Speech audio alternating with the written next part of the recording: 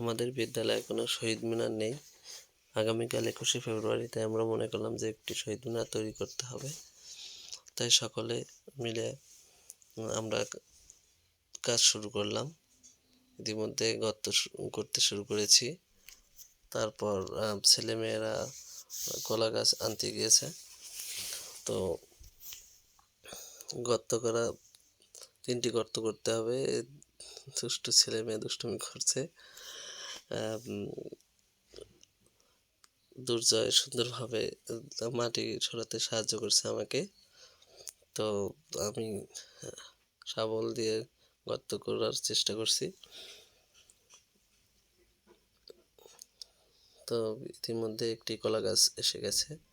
তো সেটি পরিষ্কার করার কথা বলেছিলাম, তারা সকলে চেষ্টা করছে। আসলে জামা কাপড়ে নোংরা হয়ে যায়, তো সেইভাবেই বললাম যে আস্তে আস্তে করো। তা তারা করছে। তো ইতিমধ্যে আমার প্রায় ৩টি গর্ত করা শেষ হয়ে গেল।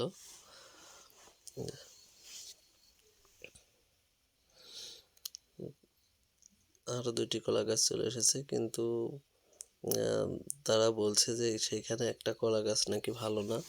তো আমি দেখলাম যে আসলে একটা ব্যবহার করা যায়, বাকি ২টা ব্যবহার করার মতো নয়। তো তাদেরকে বললাম তাহলে এখন কি করা যায়। তো বললাম যে চলো যাই, তাহলে আবার আমরা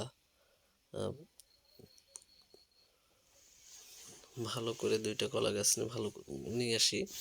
তো সেখান থেকে এই যে আমরা গেলাম, গিয়ে এই যে নিয়ে আসলাম, এনে তারপরে সেটা পরিষ্কার করলাম।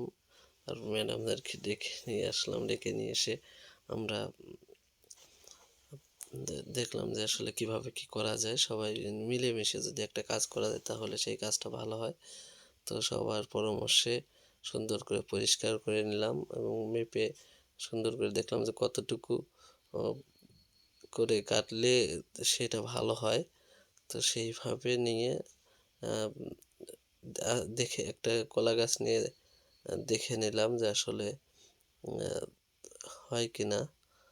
এই যে দেখুন, একটা কলা গাছ নিয়ে দেখবো এখন।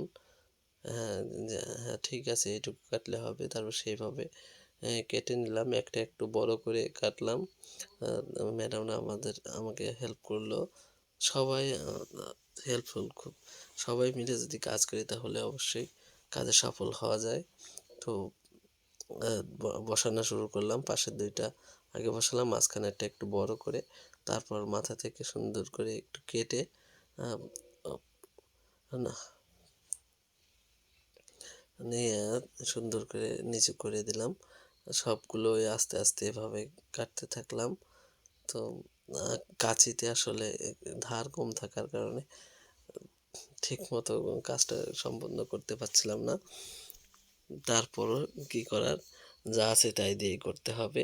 সেভাবে আস্তে আস্তে করতে থাকলাম। এভাবেই ৩টি কলা গাছের মাথা সুন্দর করে কেটে একটু কাত করে নিলাম।